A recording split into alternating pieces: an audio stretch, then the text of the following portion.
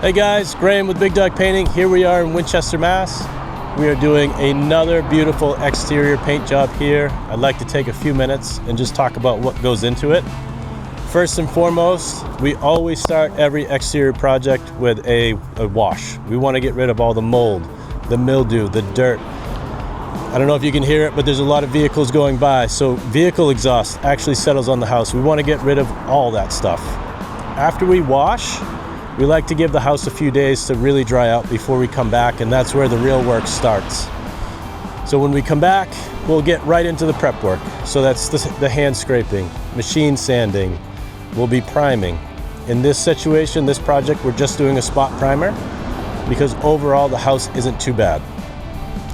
After we get through all of the priming, we're going to seal all of the points of entry for water. So anywhere water can get in, cause future rot, cause future issues, we want to seal that up with some good caulking and just make sure there are no future issues when we're done.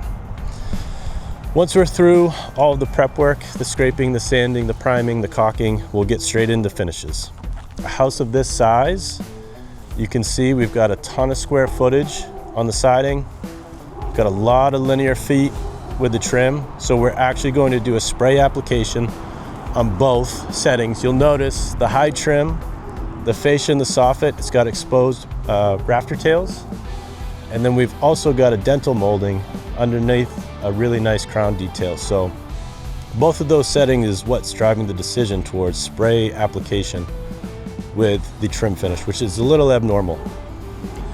Regardless of how we apply the product, we will no doubt back brush and back roll everything in just to make sure that everything is good and uniform and adheres appropriately.